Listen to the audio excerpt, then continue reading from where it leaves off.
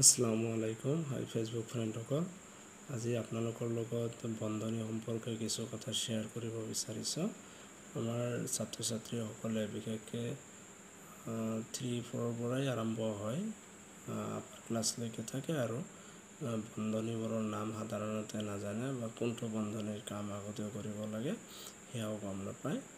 গতিকে মই জনাব বিচাৰিছোঁ এয়া হৈছে বন্ধনী আৰু আছে বন্ধনীৰ নাম। গতিকে বন্ধনী এনেকৈ দিলে এইটো হৈছে আপোনাৰ প্ৰথম বন্ধনী বুলি কোৱা হয়।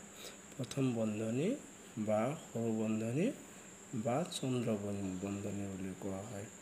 এইটো সাধাৰণতে মনত ৰখাৰ কাৰণে প্ৰথম বন্ধনী বুলি ক'ব পাৰি। এইটো হৈছে দ্বিতীয় বন্ধনী।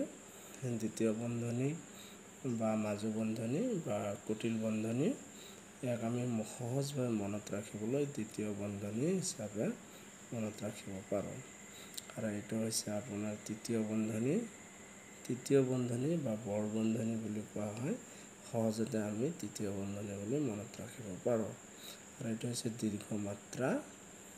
যদি কোনো দুটা সংখ্যাৰ ওপৰত যদি এনেকৈ দিয়া থাকে তেতিয়া তাক দীৰ্ঘ মাত্ৰা বা দীৰ্ঘ বন্ধনী বুলি কোৱা হয়। সহজত আপোনালোকৰ যিটো সহজ হয় দীৰ্ঘ বন্ধনী বা দীৰ্ঘ মাত্ৰা, এই দুটাৰ ভিতৰত এটা মনত ৰাখিলে যথেষ্ট। গতিকে ছাত্ৰ ছাত্ৰীসকলৰ কাৰণে উপকৃত হ'ব এই বন্ধনীসমূহ জানিলে। সাধাৰণতে সৰল কৰা যিবিলাক গণিত থাকে, সৰল কৰা এই গণিতবিলাকত এই বন্ধনীসমূহৰ খুবেই দৰকাৰ হয়। বন্ধুসকল, আপোনালোকৰ যদি সৰল কৰা গণিতবিলাকৰ বিষয়ে জানিব বিচাৰে তেতিয়াহ'লে নিশ্চয় কমেণ্টত জনাব। Thank you so' much.